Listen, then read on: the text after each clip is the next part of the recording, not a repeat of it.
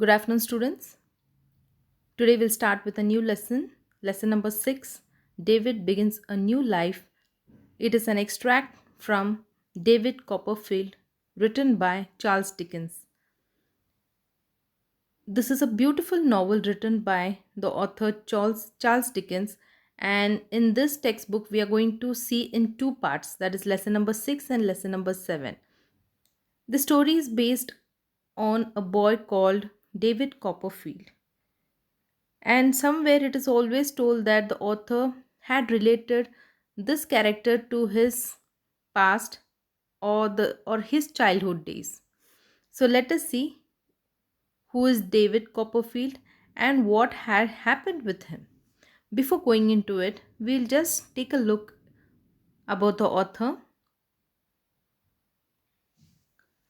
Students, this is Charles Dickens. He was a British author and he was born on February 7th, 1812. He was one of the popular English novelists of Victorian period. He created some very well-known characters and he always penned down classics such as Hard Times, A Christmas Carol, David Copperfield, Oliver Twist, and to name many more. He was also a novelist, journalist, editor. He is remembered as one of the most important and influential writers of the 19th century. David Copperfield is a character where the author penned talking about his own personal experiences from his difficult childhood to his work as a journalist.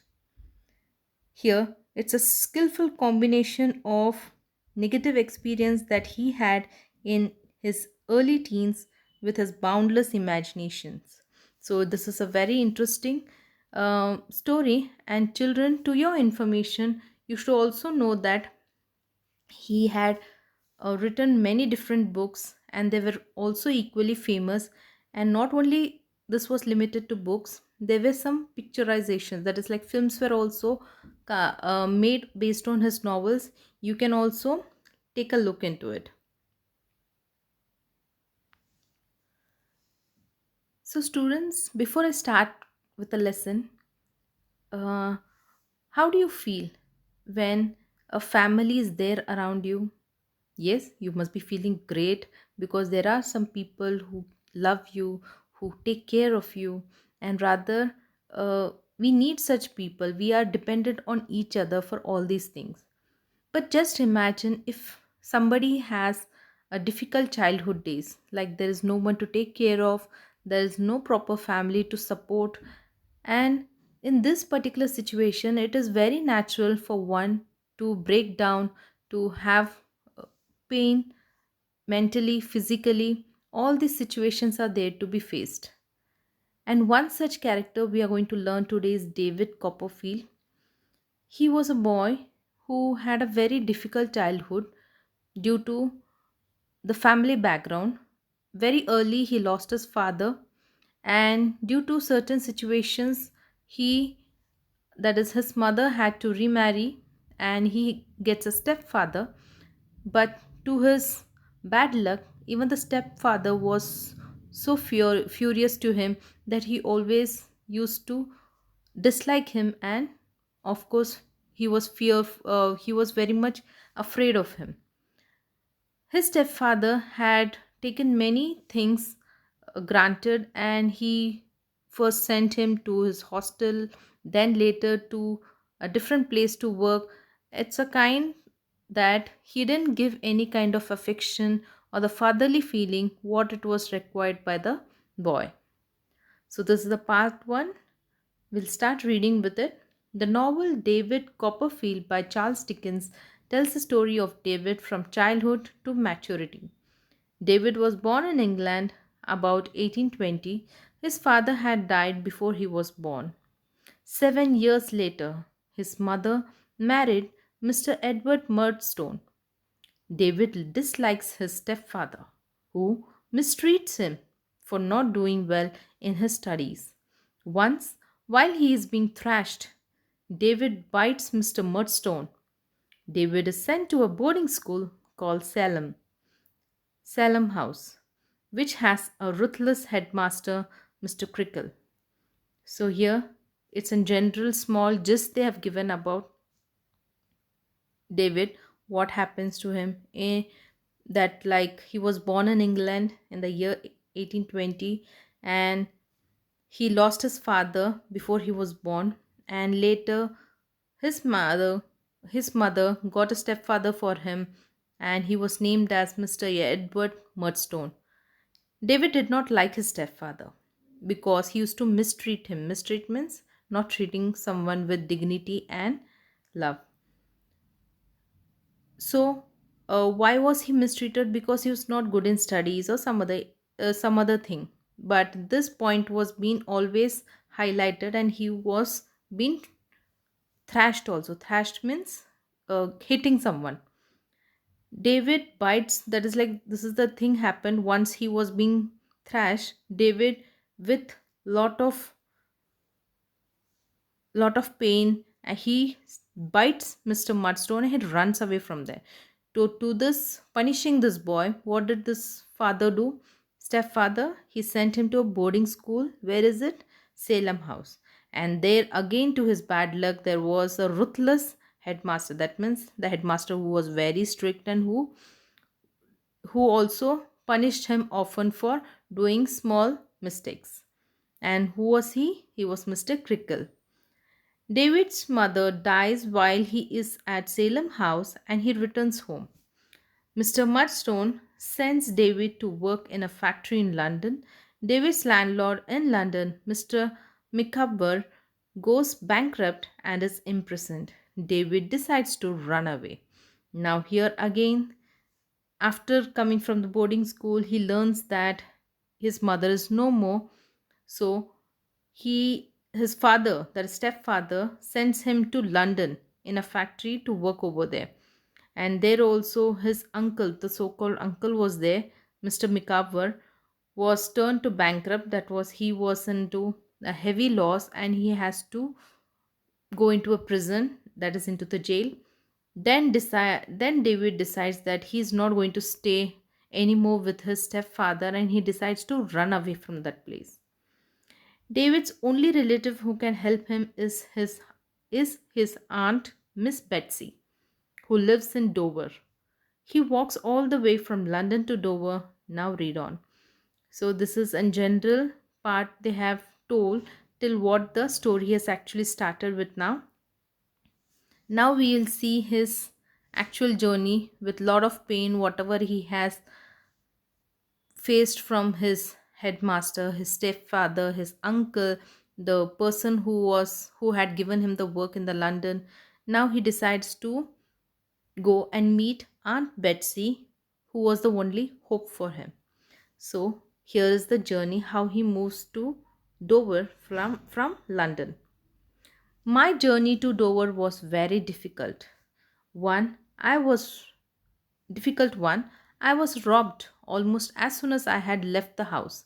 I had no place to sleep, and at times I slept in haystacks that lay in deserted barns.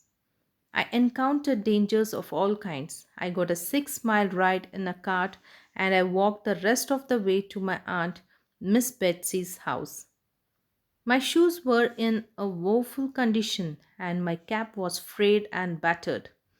I looked miserable in my clothes that had been torn and soiled with heat, dew, and grass.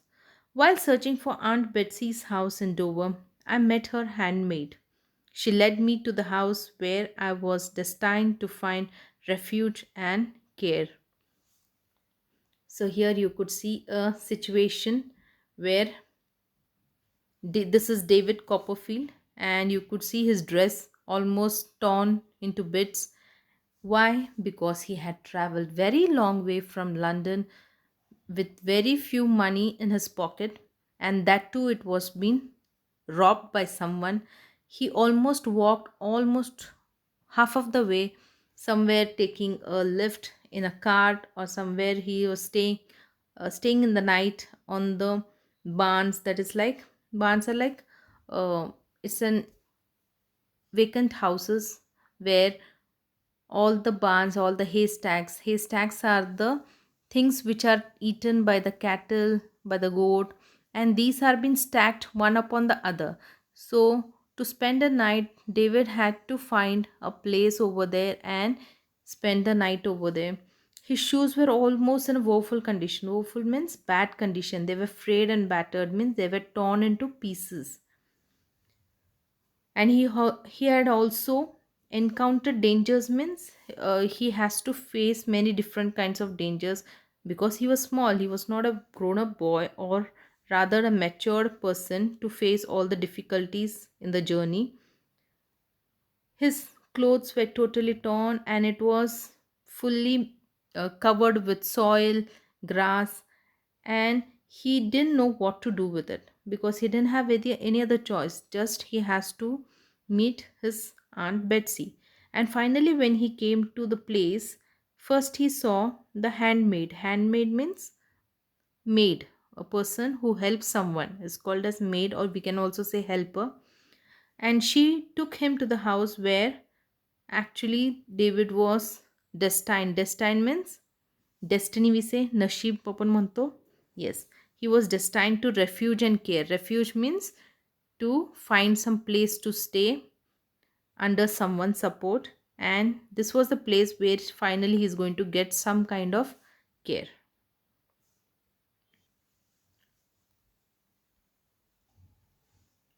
So finally, he reached the place, and at the entrance, I'll start reading again. This will be the next page with the first column. As I entered the garden gate, I saw a bespectacled, perplexed looking gentleman looking at me from an upstairs window. Simultaneously, a lady appeared at the door. Instantly, I knew that she was Miss Betsy because she walked out of her house just the way my mother had described her. Usual way of entering ours at Blunderstone. So here finally when he reaches the place, but the first thing what he sees that there was a person who was standing in the window and he was looking at this boy in a very perplexed way. Perplexed means confused state. Who is this? What is he doing here? How come he's come alone?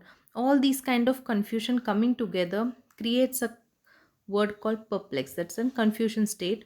And be spectacle means the person who wears specs. And simultaneously, there was a lady who appeared at the door, and instantly he knew that this was his aunt. How did he come to know? Because his mother had described him earlier all the way how she walks and how she looks and how she appears to be. So let's go ahead. Looking at me, she shouted, "Go away, no boys here." "If you please, ma'am," I pleaded. She stared at me, wondering who I was. "If you please, aunt, I'm your nephew," I repeated softly. Aunt Betsy's reaction was one of great alarm. She staggered back and sat right in the garden path. So, what happened? This lady, she felt that this is some general boy who had come over there and she was trying to shoo him away. That is like telling him to go away from the place since no boys were allowed to wander here and there. But he answered back telling her that he was her nephew.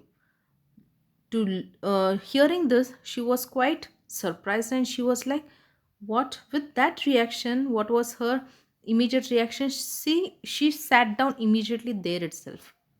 She didn't know what to do. I continued, "I'm David Copperfield of Blunderstone in Suffolk, where you came on the night when I was born and saw my dear mamma. I have been very unhappy since she died. I have been humiliated, taught nothing, and put to heavy work. I had no choice but to run away to you." So after telling to that lady that he was her nephew, he continued. He told all his situation, how he was facing the difficulty from his stepfather, how he was being humiliated. Humiliated means tortured, and he was not being taught. Or if you teach someone, you have to teach with proper love, care, and understanding. understandable language, but this was never been understood by his stepfather. He used to only shout at him and put him on heavy work, give him some heavy work which is not suitable to his age. And he also mentioned that he was left with no choice but only to run away and find Aunt Mitzi, that is the lady. Moving on to the next paragraph.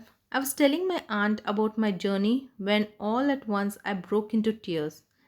I fell on my knees and lay my head on her warm lap. She called out for a gentleman to assist her. As he entered, she said, "You have heard me mention my nephew, David Copperfield, haven't you?" So now, finally, David was trying to explain the earlier situation. Later, he also mentioned how was his journey. His journey was very difficult, and while he was telling this, he was choked up and he broke up into tears. That is like he started crying badly, and he also sat down in the middle of the path of the garden, and he kneeled down and put his head on his aunt's lap. So aunt finally accepts him, and she also calls the person, some gentleman. Who was the gentleman? Do you remember earlier I told you about the person David saw in the window? He was looking perplexed. Yes, that person came down to help this lady. And she mentions that while she was talking to the gentleman, she says that, "Do you remember I always talk about a nephew, my nephew, David Copperfield? And here he is. Mr. Dick." So the gentleman's name is Dick. Mr. Dick seemed to be perplexed, but Miss Betsy continued to speak. Well, this is my nephew, and he has run away. Now, what should we do with him? Dick suggested that I should immediately be given a bath. The bath took away some pain from my aching limbs. I was clothed in a shirt and a pair of trousers that belonged to Mr. Dick. Then I was covered in two great shawls which warmed my body. I fell into a deep sleep, and I was woken up at dinner time. The dinner was a treat, as I had not tasted good food for long. I narrated my agonizing past to my aunt in as much detail as I possibly could. I was deeply anxious regarding my future, but I chose not to talk of it that night. So, finally, Dick was suggested that he has to take a bath, a warm bath, and keep himself clean and take a good pair of clothes on him, and he went to his sleep. He was not been woke up till the dinner time, and in the dinner he could have his best food over there because he has not tasted good food for a very long time. He had as much he could, and he at the time he also was talking to aunt, explaining how his past was, and he was trying to give her as detail as he could give the situations.